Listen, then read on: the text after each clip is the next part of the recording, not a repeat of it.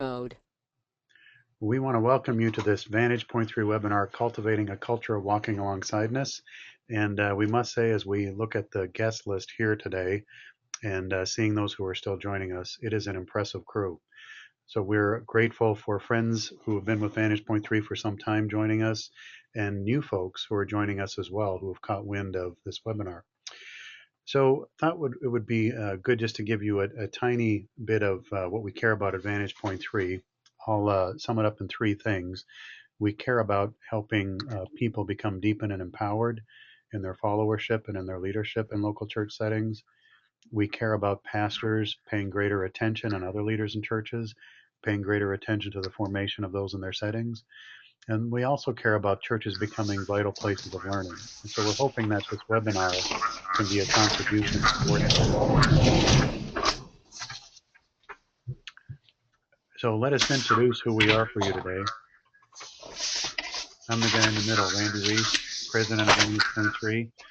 Right now, Rob and I are joining you from our office in Sioux Falls, South Dakota. And then I want to turn it over to Pam.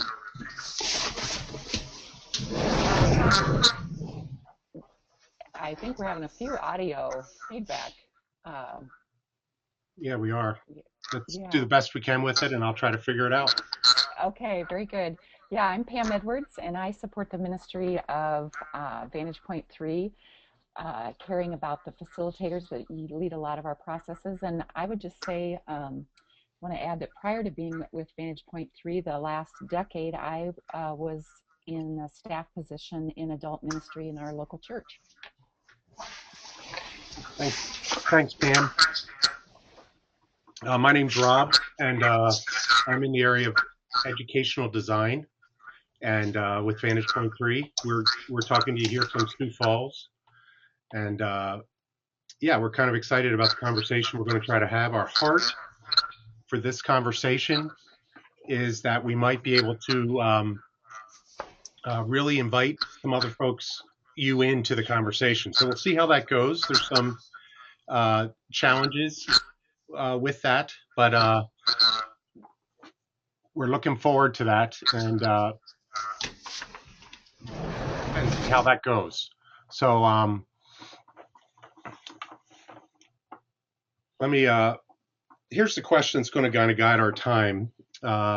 Is one of our wonderings. In the fall, we had a bit of a webinar called Demystifying Spiritual Mentoring that focused a bit on more of an individual walking with another person and kind of the even nuts and bolts and attitudes of that. And in this conversation, we're wanting to think a little bit more structurally, not just interpersonally. And so one of the things that for some time has been on our heart and in our conversation is the whole question of how does one cultivate a culture of walking alongside-ness? Or put another way, how does a local church foster a leadership culture of people investment?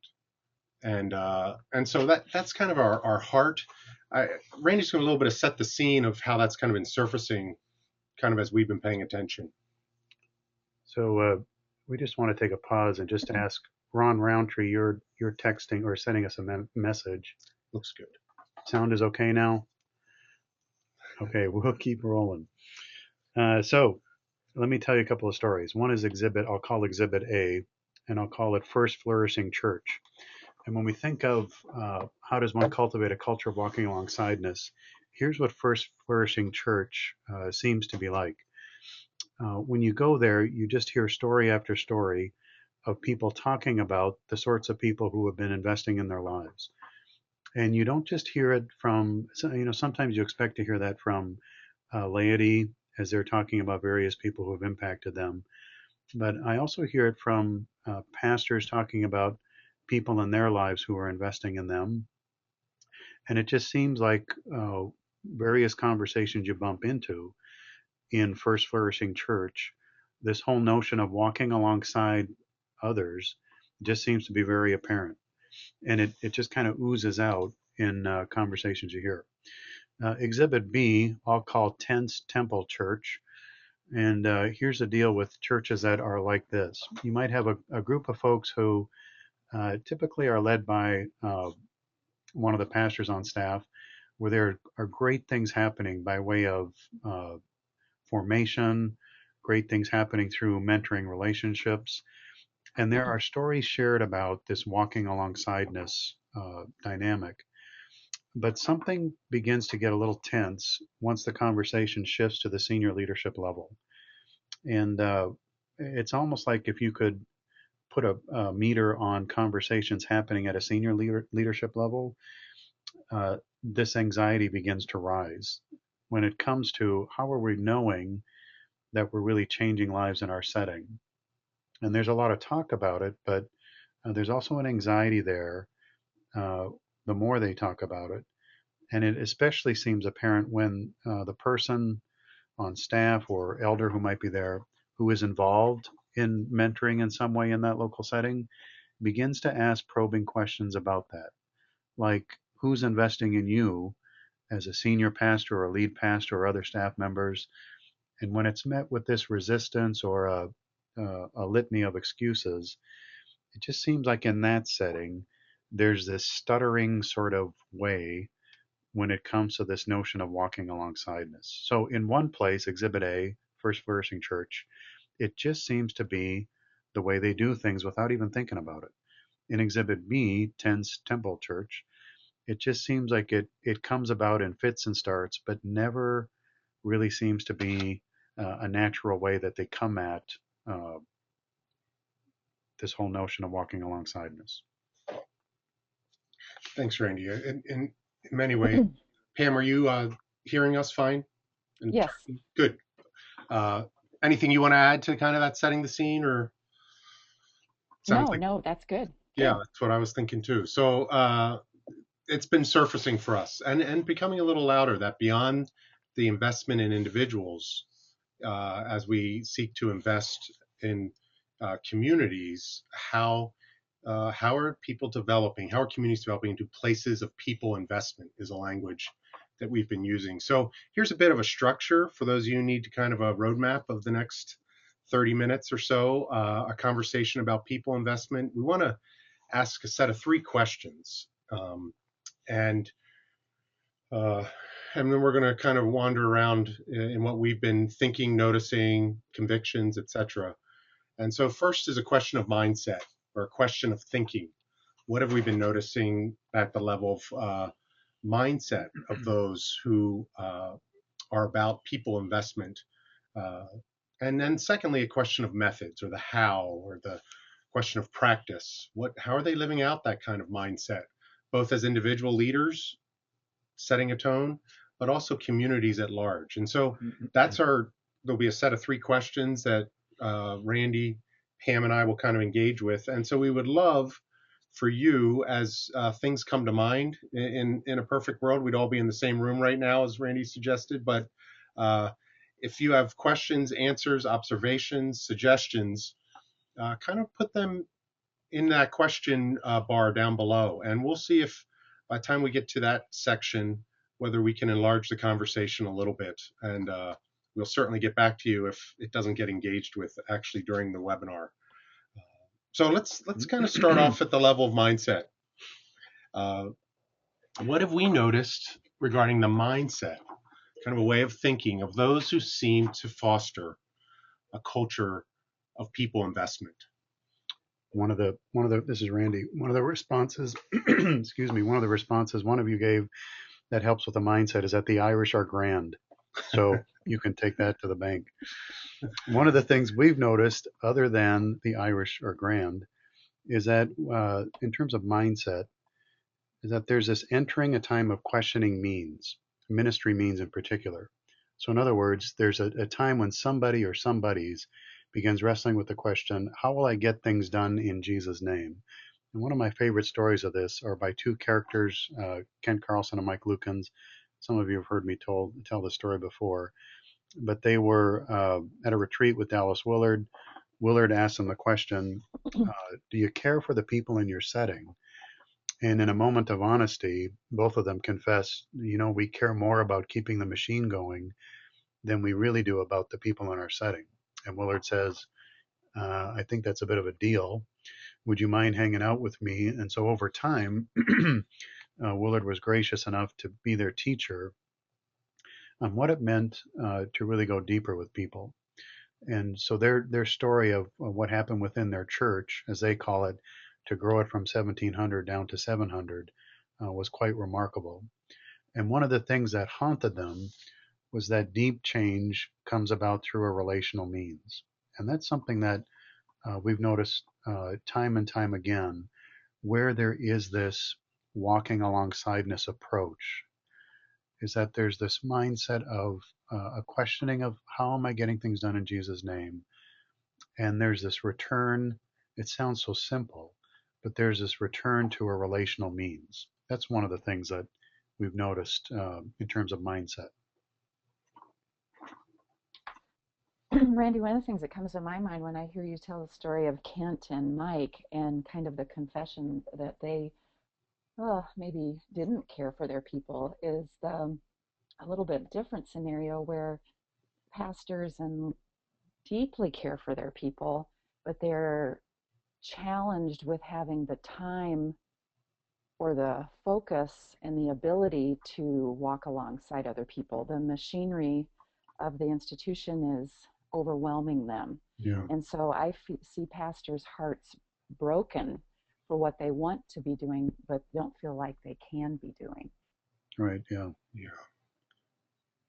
Yeah. And I think that happens whether you're a church of 6,000 or a church of 60. Sometimes the organization of it all and the value of keeping that going can be a bit counter to what seems like a romantic notion of walking alongside people more closely. Mm-hmm. One of the things that comes to my mind that's underpinning some of this, and it came out when Rainey and I did that book Deep Mentoring, and Peterson wrote the foreword. I think I was immediately struck by he noticed an issue of mindset that we were challenging people with, and one of it is the mindset that's so prevalent in so much of us in ministry is that of doing an awful lot for Jesus, perhaps unknowingly or knowingly, without Jesus. So there's kind of this functional atheism that undergirds at a deeper level. How you can talk about your beliefs about things as things I say I believe. Then there's secondly the things I think I believe, and then there's the things I actually believe that are governing my life. And in many ways, we're saying we believe or even think we believe that God is up to something good, and our primary work is to pay attention to that work and then align it. But often what we do is we bump in to the reality that I've been muscling an awful lot of this stuff. My current concern for people, concerns in the community, and in many ways without dependency or attentiveness to what the Spirit is up to. And so that leads to burnout. So I think that mindset, so there's an attentiveness, to put it more positively.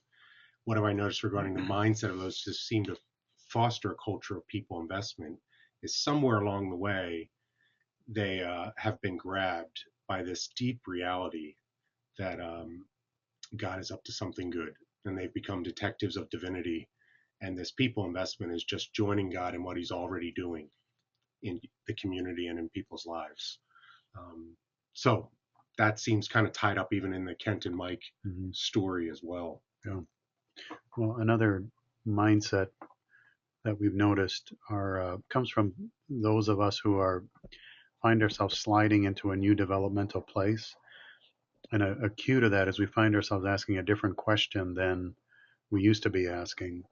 And one of those places is when we move from doing things, not that we stop doing things well, but there's this shift from uh, making sure that we lead very effectively, and we might certainly still keep doing that. But the new concern is how am I investing in others? How am I launching others to do what God wants to do through them?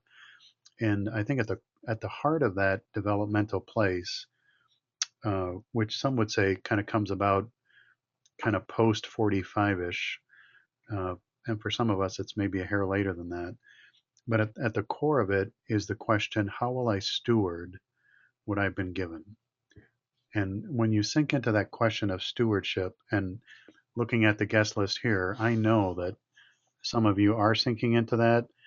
I would double dog dare some of you on the guest list that you need to be sinking into that. How will you pass on what's been given to you? And that can be a humbling question when we think of, okay, this deal of the work of the kingdom is going to continue on long after I have my part in it, so to speak. Well, then you begin noticing, okay, how do I need to empower so and so and so and so in order to do what they need to do and continue on whatever it is we're trying to accomplish in our local setting. So, all that to say, a mindset is one of stewardship, it's one of passing it on. The more we mature or move towards maturity, it seems like that becomes a more pronounced question in our journey. I'm curious, Pam or Randy, even as I was listening to kind of what we were talking about, um, you talked about the tension between keeping the organization going and, on the other hand, this sort of truly caring for our people. So, you hear this word stewardship. How does what if I'm stuck right in the heart of that tension and I know it? Now I know there's a context to everyone's life, and if we could tease that out, but in general, for someone that feels that tension very poignantly, what sort of words, what does stewardship look like for someone that there's probably not easy answers to? I care for my people, and man, there's a lot of pressure to keep this machine going. Any Yeah. thoughts you would have, either Pam or Randy? Well, one thing that comes to mind is we can be fooled in trying to think through that on our own. So, right off the bat, methodologically, we need others to walk alongside us. Speaking of a culture of walking alongside-ness, we need others to walk alongside us to help us give articulation to what it is we believe we need to steward well, what we need to pass on to others. How will we go about doing that? What insecurities does it raise? What pride issues does it raise? All those sorts of things. Uh, how will the organization be jeopardized? So some of you are thinking of succession planning. I mean, that's a stewardship question. When you step out, how will others step in? And the way you get at that, I think, one of the best ways to get at that is this whole notion of walking alongside us. Who is coming along to help you articulate that, uh, put some strategy to that, and what's going on inside you as you even talk about such things. So when you confess those things, what's going on inside you? Well, and I think I'd like to speak a little to the other end of the continuum professionally when people are in the earlier stages of their career um, and development. Also just the importance of finding the voices. Who are the voices? God, of course, first, as the rudder, but who am I listening to? What voices am I listening to in my life? And making decisions among my church family and among the community of people that can support me, who can help guide me so that I'm not distracted um, in the things that I don't want to be distracted into. And sometimes I just notice that pastors just get tossed about a bit like a ping pong ball from the various voices that have so many different agendas. And so I just really have a heart for the pastors and leaders in this area. Yeah. One of you made a great statement. Many pastors are exhausted and lonely amidst ministering to many people because they have overlooked the value and regular practice of solitude and prayer. And yeah, so there's many dynamics that go into this whole stewardship thing, and especially the roles that many of you have are gargantuan roles, if you know what I mean. Yeah. Well, I think we're even leaking into the second element of this, a question of methods or a question of practice. And we're going to go at this in two ways. But this first one is, what have we noticed regarding how leaders carry out, implement, practice this investing in others mindset? And maybe that hits on a bit of what we've just kind of entered into. But Sure. So, Rob, did we mention that this is being recorded? And yeah, that's a good point. Just for those of you who are interested, we will be, it is being recorded, and that will be posted sometime tomorrow on the, or Monday on the website for people to listen to. they'll be able to see the PowerPoint as well? Yes. Okay. Yep. So one of you asked that. So there you go. You'll be able to see the PowerPoint and hear our lovely voices, which you might want to mute. All right. So the question of method. Uh, the one thing that we notice regarding how leaders carry out this investing in others mindset is that they tend to practice what I call small circles. They tend to practice small circles. So what does that mean? Whether they're in a context of 50 people or 5,000 people, they have a careful core few that they are investing in pretty substantially. It's become a practice for them, and and it's not just that they're not just doing it for themselves. They're challenging others within that circle now, and you all know this. Who are 2 to 3 people you know that you can practice a small circle with? And so eventually it bleeds out into the system, no matter what size the system is. It's kind of a biological thing, if you will, that one good cell begets another good cell. And so how are we practicing small circles? And some of us, truth be told, are sought after kind of people. You have people coming to you quite regularly, and you have to learn the discipline, the spiritual discipline of saying no to good opportunities, good folks that you could walk alongside. How can you maintain that discipline, even if it means saying to people, would love to spend time together, uh, but I'm going to have to get back to you 3 months from now and let you know if I'm able to do justice to our relationship then. That I hope that doesn't sound too cold. There has to be some sort of way to kind of govern um, how we do this so that we ourselves don't become suspect and burned out. So that's one. They practice small circles.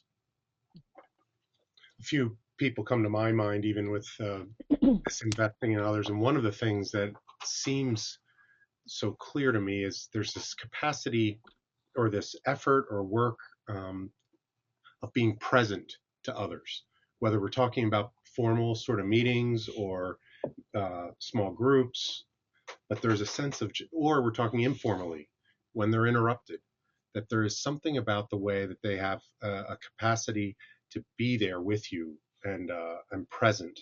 And so this investing in others mindset gets expressed just they have space for you, or you feel like you matter to them. And so coupled with the presence is this just deep interest in people, in the ordinariness of life, that seems like a practice that it's not programmatic, it's personal and interpersonal. And it sure has a way of I mean, I don't know, we want to say modeling, as I think we talked about earlier, but that presence and deep care is, they're not faking that. That's the substance of who they are. Mhm. Yeah. Listening to both of you reminds me when I was doing my graduate studies in adult learning, I focused on the study of leaders who led balanced lives and got to know three very, very high level leaders over the course of 6 or 7 years, and really watched how they lived their lives. And what I was curious about was how they balanced their lives. Well, when I spent time with them, what I noticed was that they were, their schedules were crazy. And initially, I thought, my goodness, these people aren't really balanced at all. And as I spent more time with them, what I came to understand is that what they were very, very focused. They had over time narrowed, I would say, Randy, their yes and their no. You know, when things came to them, when opportunities came to them, they had a clarity about what they chose to invest in, an intentionality about that that was became easy for them because what they cared about so passionately was very, very clear. And so they were very active, busy, high energy people, but there was a clarity and a focus to their caring that I learned a lot about. Yeah. So balance wasn't the word. No, balance wasn't the word, the way I understood it. The way, yeah. Huh. I would add another how leaders carry out the mindset dynamic is that for some, and some of you I think are in this category, it's hard to find people you can go to who are available and all of that.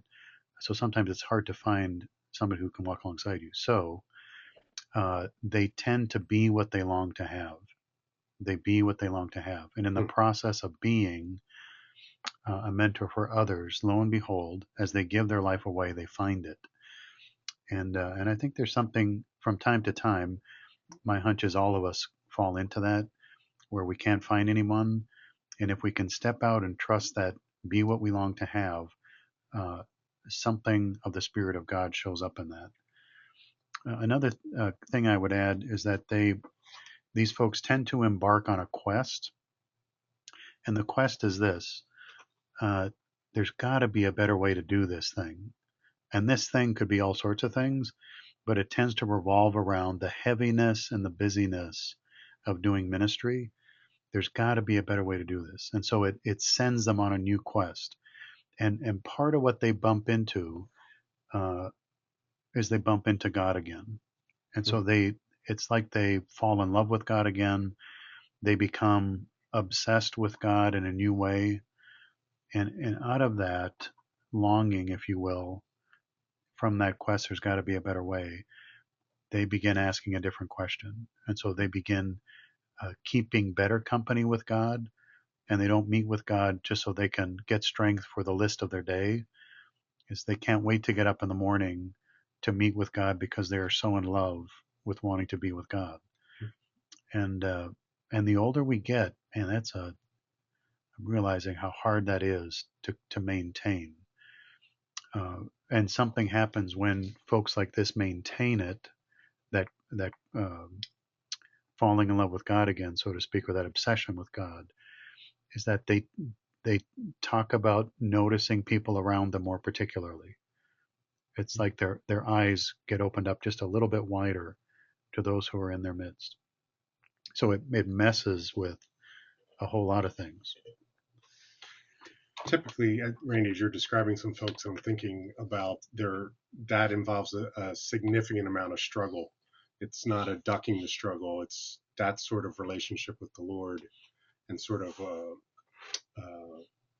practicing the presence of God is something that they struggled through in the midst. So even for those of us that are aware of the tension, the struggle, and feeling like we've took a wrong turn, as Luther would say, faith is the struggle. So maybe you're in the right spot with some of that. And before I move to the question of methods from communities, the thought that keeps on coming up as both you and Pam share, Randy, is the Bonhoeffer has in a great little book, if you've never read it, called Life Together. He has two different chapters. One's called A Day for Solitude, and the other's called A Day for Community. And I think that describes a bit of some of the practices of leaders that they recognize the importance of getting alone, but they also recognize the practice of a shared life. And those are not, sometimes people think theoretically that those are either ors, and they more are a both and sort of reality. So, Rob, can I just ask? Go for it. Is this Anthony's quote? Yeah. Okay. So, okay, you should write this down. So some of you say things that should be put on one of those cool flip calendar things that are loaded with sayings. Here's one from Brother Anthony. When Jesus calls the disciples away from the fishing nets to the practice of fishing for humans, we get a picture of a call to inefficiency. Get this: nets are easier, relationships are more difficult, but more valuable. Well said, Anthony. Yeah, that's a good word. Let's skip into this second question as we continue to kind of engage a bit with what you're sharing with us as well. So we've been talking about thinking. You got something to say, Randy? Randy's sitting here reading. This is kind of goofy. You all should be leading this webinar. Here's another one from Brother Jeff. And he's referring to Pam on balance. I have found that balance is not a helpful or biblical word, but rhythm is. Focus on yes or no is part of that. But with that focus also comes rhythms of intensity and rest, of action and consideration, and then contemplation. Yeah, awesome. So as those of you have great thoughts like that you're thinking about, don't hesitate to type them in that question little box on your whatever this is called, control panel, and we'll get to them and toss them back out to the group. Also, your questions. Question of methods too. So individually, what have been some of the practices for people that have seemed to have a people investment way? What have we noticed regarding how communities cultivate a culture of walking alongside-ness beyond individual leaders? What are some of the practices of communities? Well, one of the things that we've noticed is that, and this is a for sure thing, the senior leadership of the church. Now, whether you consider that pastoral staff, consistories, elder boards, leadership teams, but it's that crew, okay? Senior leadership are having intentional conversations about mentoring and walking alongside others. In fact, it's become a part of expectations of staff that they would be finding people to invest in their formation. So when they get evaluated, one of the questions being asked is who's investing in you at a mentoring level. But they're also challenged as staff to be modeling it within their ministry sectors, if you will. So how are the parents noticing how you're mentoring the students or the interns, or how are the senior saints in the church noticing how the pastor of discipleship is walking alongside others? So it's a modeling that's kind of demanded, and I use the word demanded because that's what they tell us is they demand it. And also there's this whole, some of you know Clinton's framework of a mentoring constellation, and there's an expectation among the leadership of places that seem to be grabbing hold of a mentoring way, an expectation of really paying attention to one's mentoring constellation. So who's investing in you? Who are you investing in? Who are peers that you're having certain conversations with that can be helpful both inside and outside the organization? So all that yakking to say, the senior leadership at that level, uh, this whole notion of walking alongside others, investing in others, mentoring, whatever you want to call it, is a very intentional conversation. Anything stirring for you, Pam, in regard to this question? Well, what comes to my mind is just this sense of what Randy was saying about a structure or an expectation among the leadership to um, care for and walk alongside others. And I think what I've noticed um, in people who do this well is that the walking alongside is not frosting. You know, it's not something on top of all of the other work that they are asked to do, but it is part of the ingredients and like a substantial ingredient in the work that they have to do. And I think of one woman who her caring for individuals was part of something she did weekly with her staff, and her coaching with them was built into the work that she did with them, and the listening not just to the responsibilities that they had in the workplace, but also to the whole of their lives and as a friend. And so her interest in them as individual bled into the fullness and the vitality of her ministry team. And then now, as we've been watching her grow as a leader, then she's beginning to ask more systemic questions about the organization. And so there's just a growth process there that comes from a seed of taking the time, the slow and deep time built into the structure of my leadership in this place that seems to really cultivate a good fruit. Mm-hmm. Yeah. I would say another noticing of from at the community level or organizational level is these places tend to take very seriously apprenticeships. Uh, so apprenticeship for me has a stronger meaning than even an intern sort of thing, and we can kind of slice and dice that differently, I know, but an apprenticeship has somebody looking over your shoulder, being very intentional with empowering you to get the job done that needs to be done. And so when these churches who it's a conversation at the leadership level, the example Pam just talked about, it seems like they take significant strides to apprentice others very carefully in how to grab hold of various ministry responsibilities. And along with that, they, or because of that, I think these churches tend to be very attractive training and sending kinds of churches. And by attractive, I mean they have other churches, other denominational folks contacting them saying, man, I don't know what you're doing there, but I've just heard remarkable things about the sort of people you, in quotes, produce. And I think there's something about uh, when you kind of follow the trail of that, again, at its core, there seems to be this we've had to slow the throttle down in order to walk alongside people more carefully. But as a result of that, we're seeing an exponential impact in the sorts of not only ministries we're doing here, but it seems like other places are noticing and they're wondering, can we snag some of your people to come do this, that, and the other thing with various ministry responsibilities. One of the things that just, even as you were talking, I was thinking about different leadership teams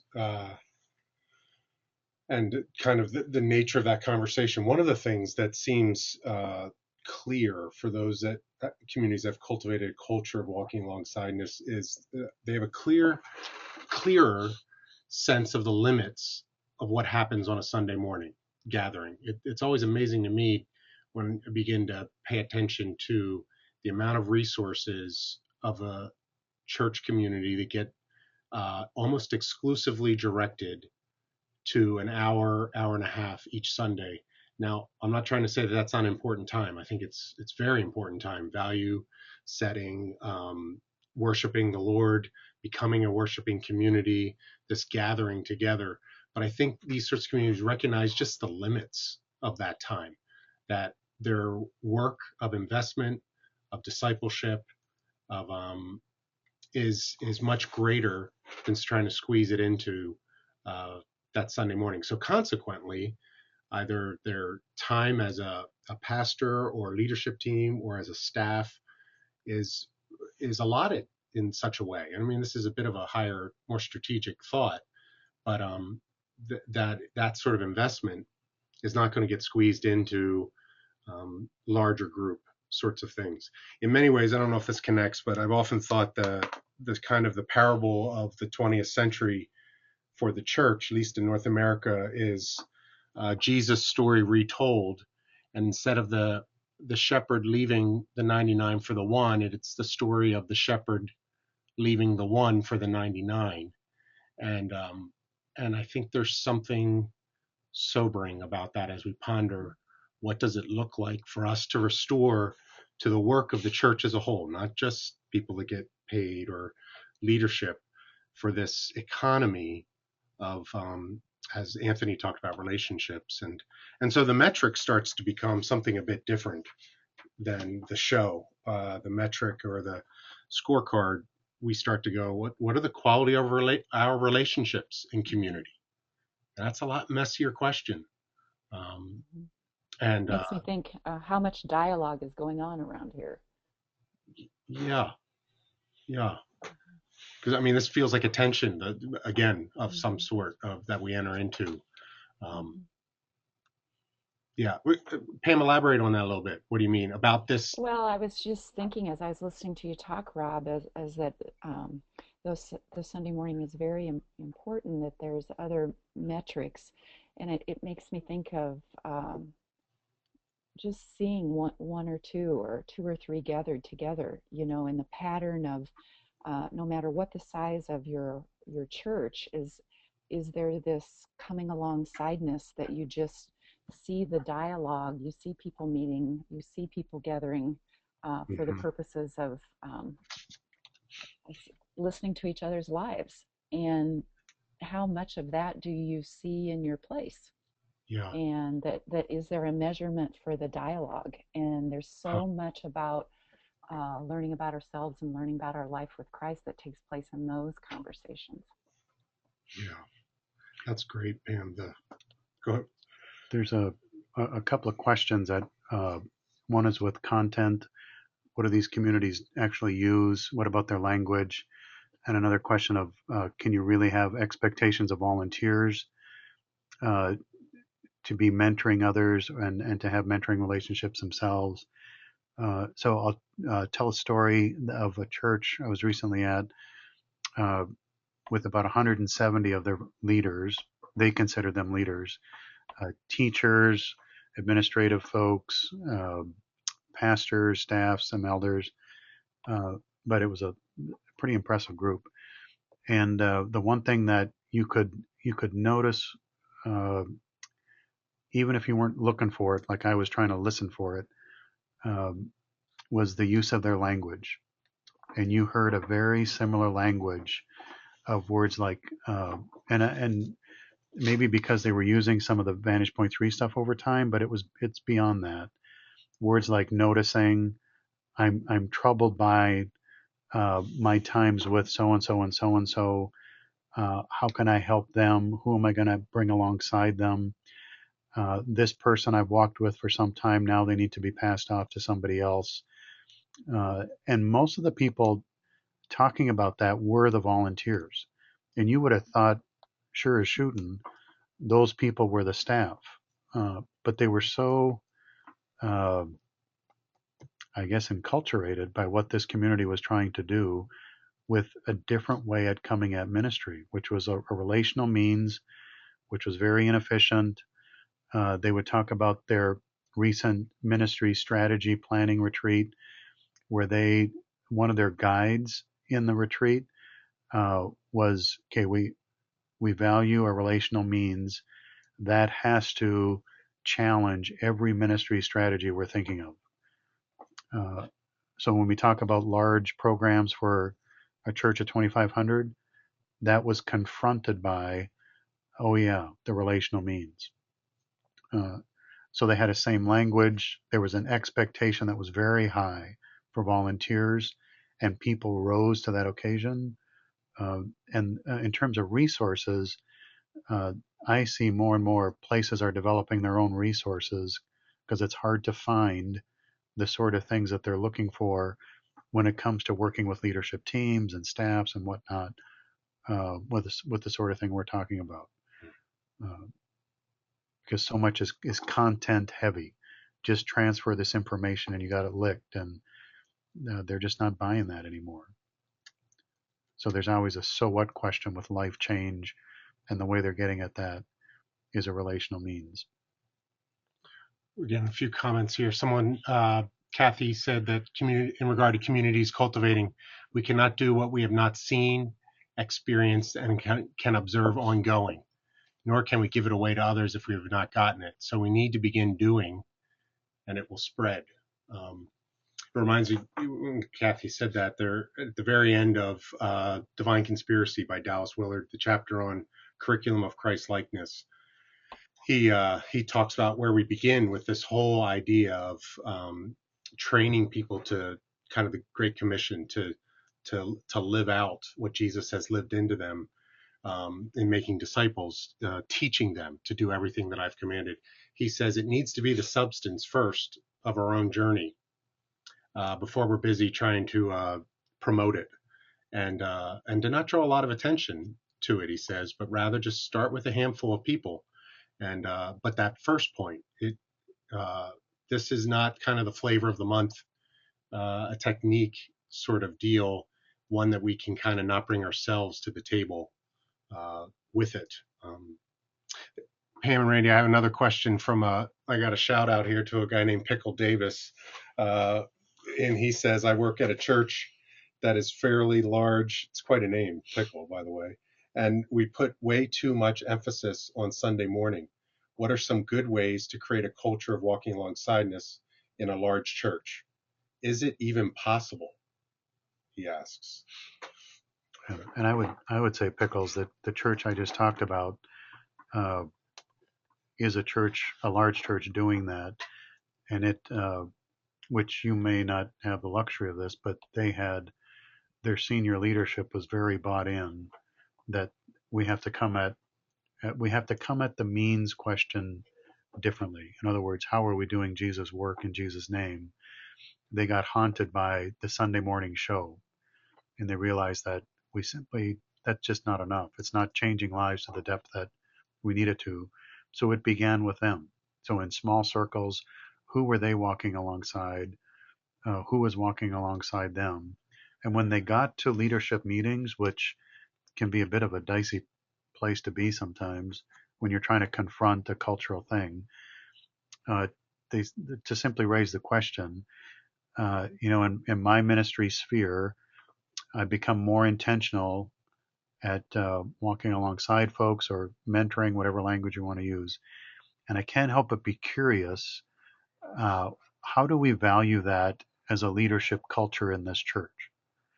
And if we can assume for a moment that it's a way that somehow Jesus challenges us to imitate, are we really doing that here, or is most of our energy poured towards things like what we do Sunday morning?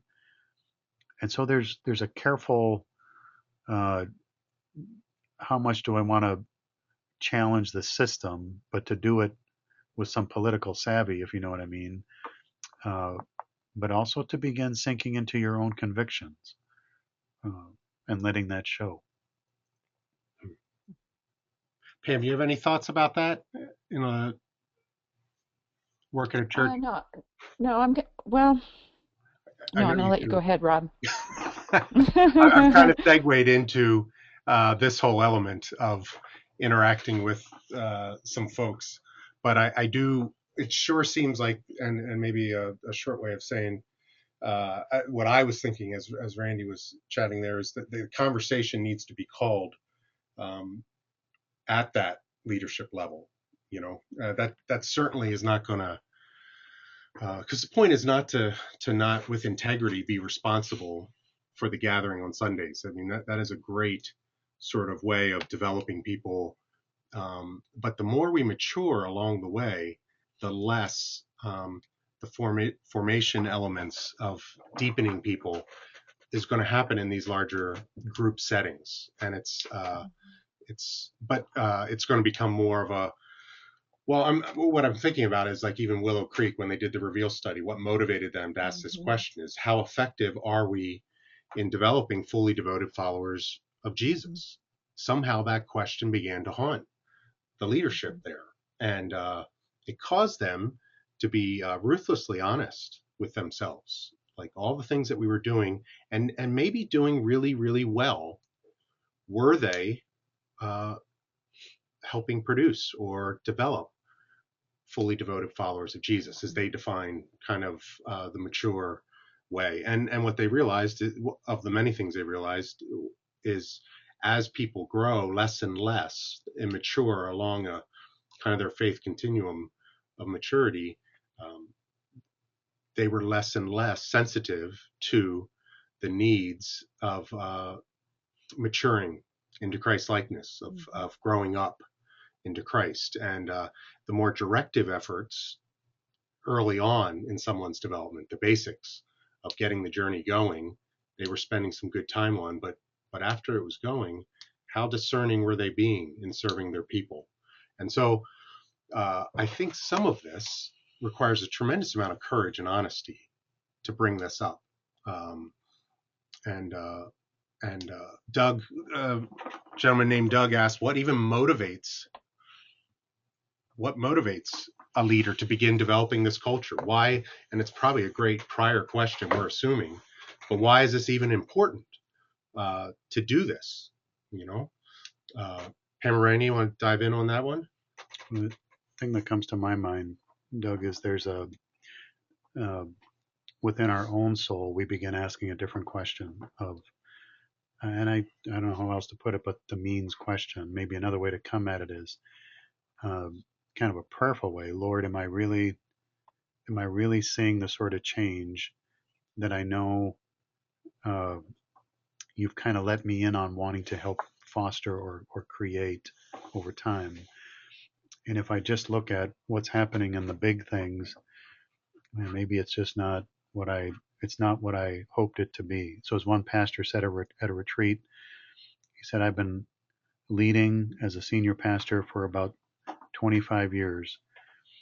And it's only been recently, as I've been investing in a fewer people, that I realized this is what I signed up for 25 years ago. And the impact I'm seeing, not that it's all about measuring one's impact, but this person was saying, I notice more impact than I did in giving so much attention to all the big things I'm supposed to give attention to as a senior pastor. So I think what I hear as a motivational cue is a troubling in one's own soul that comes from issues of identity, stress and burnout, uh, the spirits wooing somebody to go deeper, and they begin asking questions of how they're getting things done in Jesus' name, and it's not lining up. I think of some of you have heard us say this before, that James Houston a while back said that he believes that one of the things the Spirit's up to in the church in North America is certainly a humbling, but also a realignment of instrumentation. And that over the past 250 years, the primary name of the game, if you will, has been preaching and teaching. So the development of more, I don't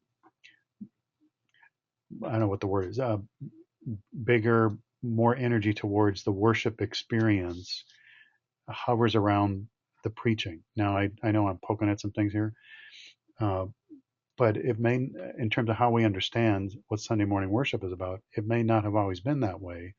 So Houston was saying that he believes what the Spirit's up to is realigning our instrumentation toward a more relational way. So what if you were forced as a senior pastor to do everything via small groups, or you weren't allowed for a month to do the kind of Sunday morning worship that you typically do? What would it mean for you to gather together as a worshiping community? I mean, some of those things mess with a whole lot of what we hold sacred. I don't know. I'm just buying more and more into Houston's notion of that. Yeah. That there's something disturbing that's taking place, that what the Spirit's up to, that's haunting, especially larger church contexts. Brother Dave answered the question, what motivates us? He says, it seems to me the question grows out of a soul crisis or quiet, that as Randy said it, that it seems like in the leader or in the leadership, there is some sort of something that causes them to go another way, to see things different, imagine them different, follow. Maybe even Pam, it's some of the description of a person, those leaders that you talked about, they get a greater sense of focus. Well, that just didn't emerge out of a vacuum, that sense of focus. It's usually oops, I'm unfocused, or some sort of crucible in their journey that kind of gathered things together for them. Yeah. We got where we at? Time was, it's 54. Let me read a couple things here that are coming to mind. One person says, this conversation with church and how we structure our growth and connectedness is pretty big picture strategy, tactical.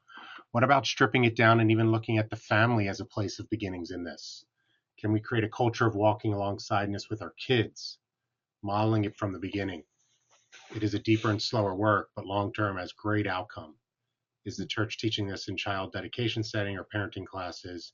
Feels like a great metaphor, even metaphor of the family for what we're talking about. I mean, many of you have heard this. What happens in the home will kind of tend to leak out somehow through what we're doing in ministry. Or as someone once said, if you want to see how successful one's ministry is, look in the eyes of their spouse or in the eyes of their kids. And if there's a disconnect there, then there's an illusion that's being lived out. So that's an awesome comment. Yeah. Well, I tell you what, we got a few more, but I think what we're going to do here is some of you have asked how can some of these quotes, can you get them? And what I'm going to do by Monday is put some of these quotes into a blog entry on our blog, in addition to being able to watch the on YouTube this again or share it with somebody. You'll be able to go back and look at that. But some of these things have been absolutely excellent. And I may even leave some of the questions that are a bit open-ended to see kind of how we might go at some of these things. And so that's kind of where we're at. Thanks for engaging with us a bit.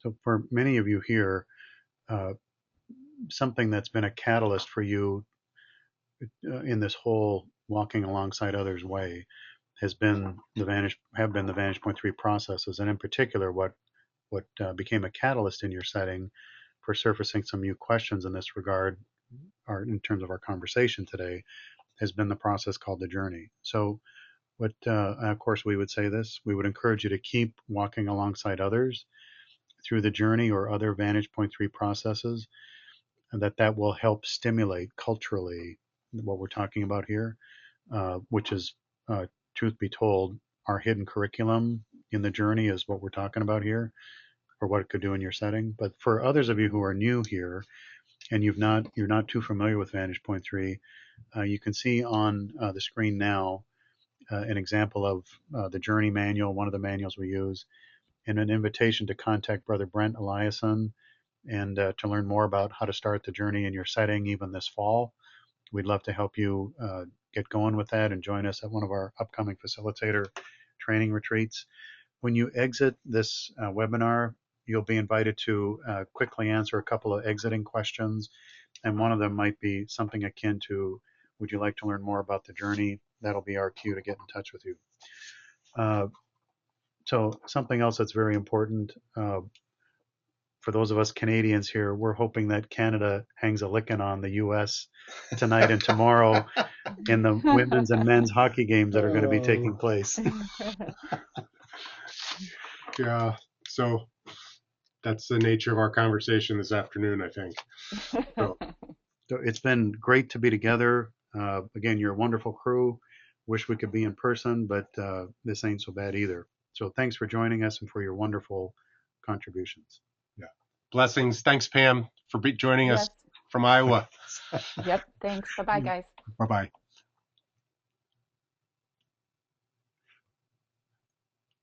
Here, Canada's going down.